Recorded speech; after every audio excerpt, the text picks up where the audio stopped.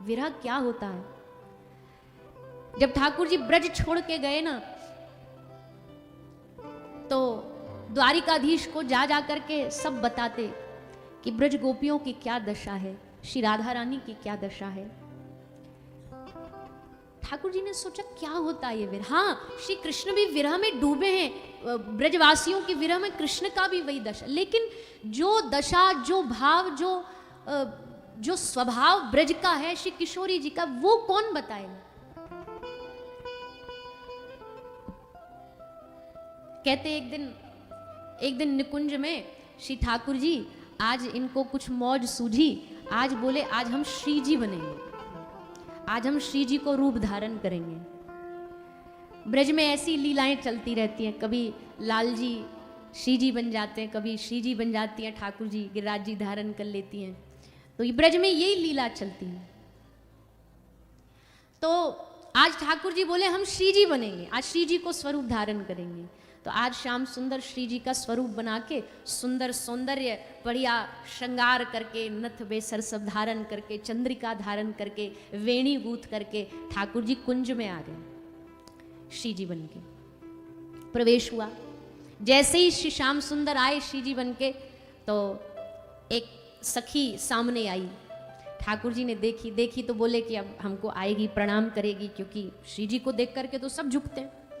पर बात सखी ने नेक देखो ऐसो टेढ़ो टेढ़ो, और देख के वहां साइड रास्ता ले करके निकल गई। ना हाथ जोड़े, ना प्रणाम करी, ना प्रणति, कुछ नहीं करी, और साइड पे निकल गई।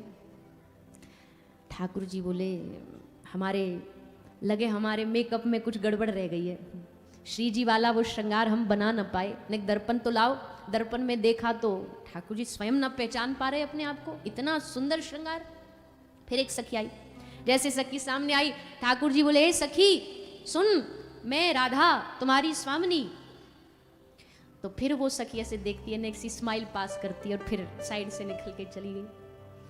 अगली सखी आई, ठाकुर जी फिर बोले, अरे सखी सुन तो, मैं किशोरी जी तुम्हारी स्वामिनी। सबरी आती जाती साइड से निकलती जाती। ठाकुर जी को समझ नहीं आ रही गड़बड़ क्या है, परेशानी क्या है। सो एक को हाथ पकड़ के रोक ली सखी। बोले तुम सब यकीन क्यों नहीं कर रही, तुम मान क्यों नहीं रही कि मैं ही तुम्हारी स्वामिनी हूं, क्या गड़बड़ है ऐसी। तो सखी ने कही, गड़बड़ कुछ नहीं श्याम सुंदर, एक ही गड़बड़ है। क्या?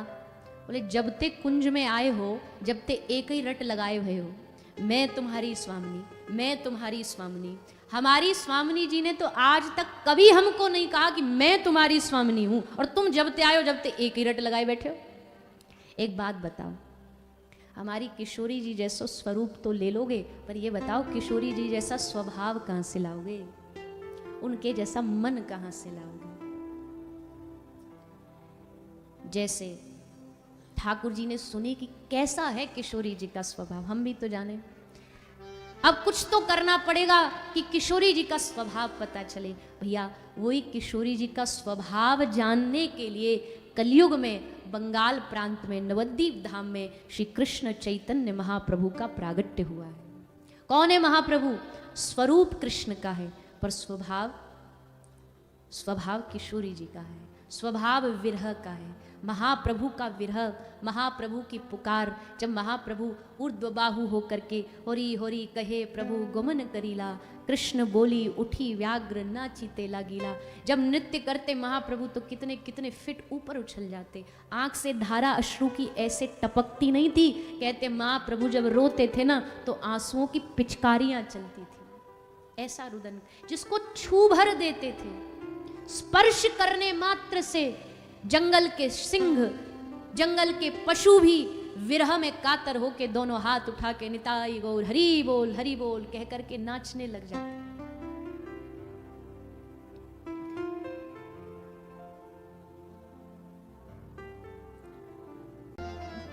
श्री महाप्रभु श्री भगवान श्री हित हरिवंश श्री हरिदास स्वामी श्री हरिदास जी महाराज, इन सब महापुरुषों के आश्रय में होकर के हमें भगवान का नाम लेने का अवसर प्राप्त हो रहा है। ये वो महापुरुष जिनका जीवन, जिनका सर्वस्व, जिनका हर पल श्री भगवत स्मरण में, भगवत विरह में, उनके आश्रित, उनके जितने आश्रित हुए उन सब ने भी प्रेम क्या होता, जगत को बताया, जगत को सिखाया। महाप्रभु के पार्षद जितने आए, श्री गोपाल भट्ट गोस्वामी, श्री रघुनाथ दास गोस्वामी, श्री जीव गोस्वामी, सनातन गोस्वामी, रूप गोस्वामी, जिनके जीवन में कुछ नहीं, केवल जा करके कहीं से मधुकरी मांग लाए और बस बैठ करके केवल हरि नाम करते करते करते संपूर्ण जीवन बिता दिया, संपूर्ण जीवन बिता दिया।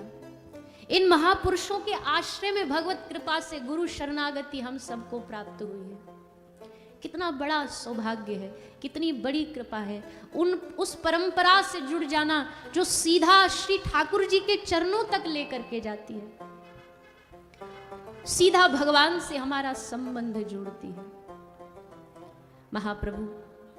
महाप्रभु के द्वारा जो जगत को शिक्षा दी गई, भैया इस संसार में ना हो सकता है पूजा की पद्धतियां किसने चलाई हो सकता है इस संसार में व्रत की पद्धतियां किसने चलाई हो, यज्ञ तपस्या की पद्धति किसने चलाई हो, पर इस संसार में हरिनाम संकीर्तन की अगर पद्धति किसी ने चलाई है तो वो श्री चैतन्य महाप्रभु ने। केवल हरिनाम, विजयते श्री कृष्ण संकीर्तन, हरिनाम संकीर्तन की विजय हो, हरिनाम संकीर्तन की विजय हो, ये शिक्षा देने वाले श्री महाप्रभु हैं।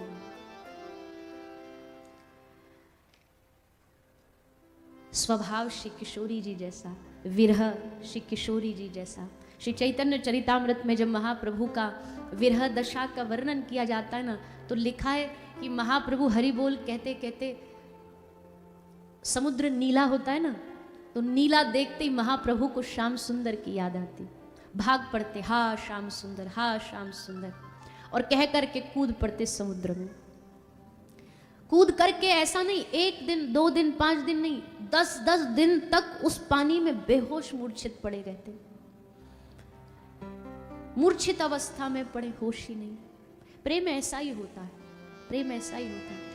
ब्रज में नंदगांव से ठाकुर जी के पीतांबर को छू करके भी हवा अगर बरसाने में किसी गोपी को जाके छू लेती थी ना, तो उस हवा के छूने से ही गोपी मूर्छित हो जाती थी, सुगंधी से मूर्छित हो जाती थी। विरह इतनी उच्च स्थिति पर पहुंच जाता है। एक अवस्था होती है जब भगवान का नाम लेना अच्छा लगता है, एक विरह की अवस्था आती है जब भगवान का नाम सुनना भारी पड़ जाए, कान बंद कर ले। श्री महाप्रभु कोई हरि बोल बोलता ना तो कान बंद कर लेते कि अब हमसे सहन नहीं हो रहा।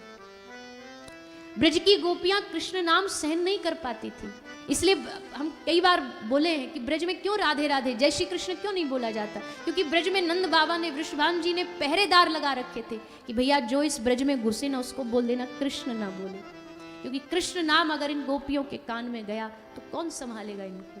राधा रानी ने अगर कृष्ण नाम सुन लिया तो कौन संभालेगा इनकी दशा को। इसलिए ब्रज ने कृष्ण बोलना ही छोड़ दिया, कृष्ण नाम कहना ही छोड़ दिया। उसी प्रेम को जिया है श्री महाप्रभु ने, जगत में प्रचार किया है उस नाम का।